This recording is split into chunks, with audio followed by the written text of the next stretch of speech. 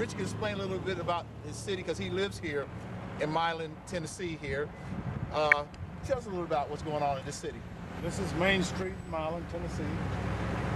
Back in the time when the family lived here, they couldn't come on Main Street. They'd have to park their cars and wagons and everything on Front Street. The building that's the City Hall now used to be the Bryant grocery store. And that's where they bought groceries.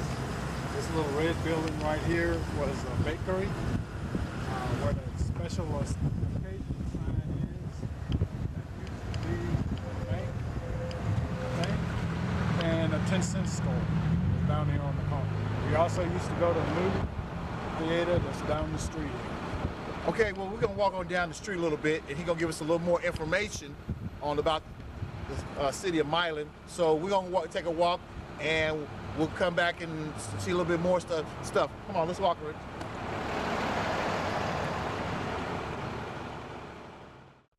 Okay, this is Bryant grocery store where the special occasion sign is. Now, what was it was a grocery store? What kind of grocery store was it? Just a regular grocery store or what? Grocery store where they bought food, meat, flour, and that kind of stuff. Stuff that they had to buy at a store. This is one of the stores that they bought, where they bought those types of materials. But they were self-sustaining, so they had in Webb-Town, they grew their own vegetables, so they wouldn't have to buy absolutely everything at a store. Things they needed to buy at a store, Bryant grocery store was one of those stores. And this building here, the green building, that was the 5 and dime store. That's what they called them back at that time. We call them 10-cent stores. They were 10-cent stores. And this is still on Main Street, the northern part of Main Street. And as you pan around, you go toward the south end of Main Street. And the Ritz Theater has always been right there at that location. Now, what makes it different than the Ritz Theater? It's been around for what, 50, 60 years or so? At least that. Now, what was the difference where blacks at the time, where did they go? Or the different doors they went in or what? Yeah, they went in this little door right here on that side. Right there. A little bitty door. We went there to go upstairs in the balcony at that time. That's where we had to sit. Sitting in the balcony now is fashionable, but sitting in the balcony then was the only way we could go to a movie theater. Well, this. I was a little boy. I bought a red pair of cowboy boots here. Back at the time, they were quite fashionable. They're popular now, but back in the 50s, when you were black and had cowboy boots, you were kind of different. At this location, there's always been a shoe store in this storefront right here in the city of Milan. And this is the owner of the shoe store now. Back in the 50s, his brother owned the shoe store at this same location. And what was your name? Elgin Potter. Elgin Potter is his name. My brother's name was Elvis. Yeah, and there's always been a shoe store in this location on Main Street in Milan since the 50s. All right. Thank you, gentlemen, very much. This is a hardware store here in Milan. It has always been a hardware store here. So if they needed those types of items, screws, nails, and those types of things, this is where they bought them, right here on Main Street in this location.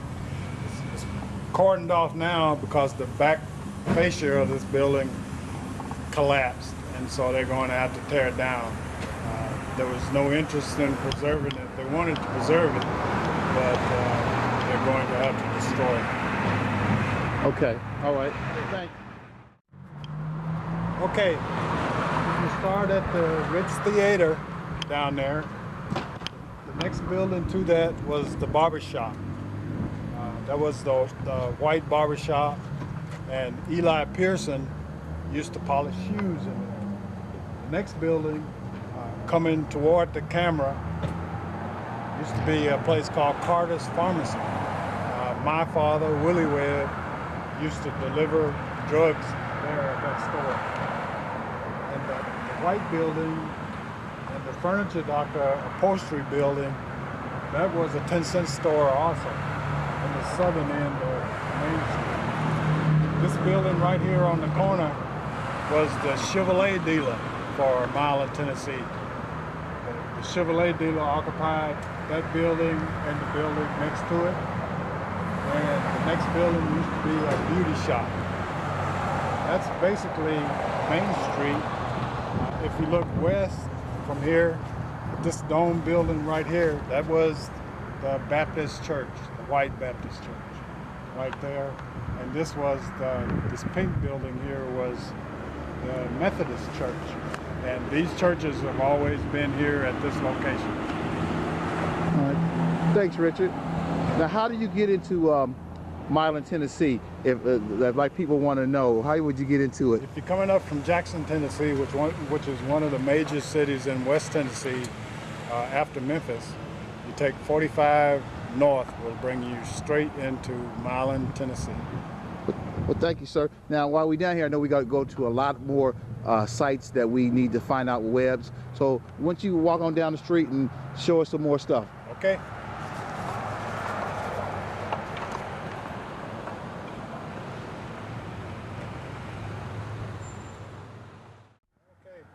This is the post office, the Milan post office. This post office has always been here at this location, and the zip code is 38358 from Milan, Tennessee.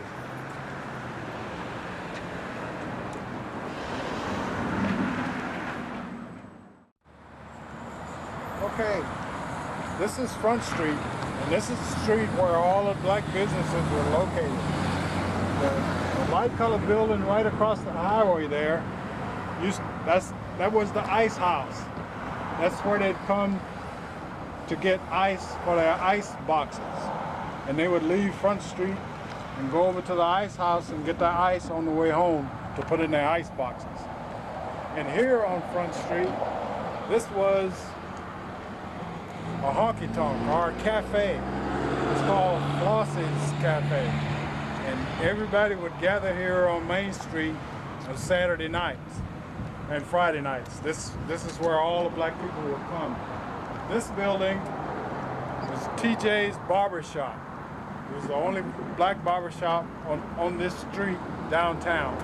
And a cousin of ours owned this building, and he still owns this building. The building next door is called Hale's Cleaners. And he cleaned all the clothes for blacks and some whites in Milan at the time, back in the 40s. His house is on Jackson Street, along with several of the Webb's homes on Jackson Street. And after this stop on Front Street, let's go to Webb-Town.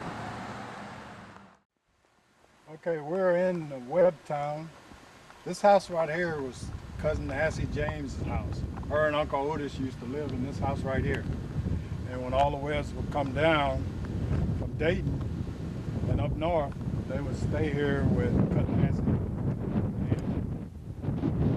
and Francis. And Francis' house was in the original location of Webb-Town. But this whole area out here, from where we're standing and all the way north, down there to that rise in the road, that was Webb-Town. Okay, now we're in the area of Webb-Town where the family actually lived. We're on our way to Cousin Frances' house now, and she was the last person that lived in the original site of Webb-Town. This is now called Bogle Loop, and it's the beginning of where all the homes were, where they stayed in Webb-Town.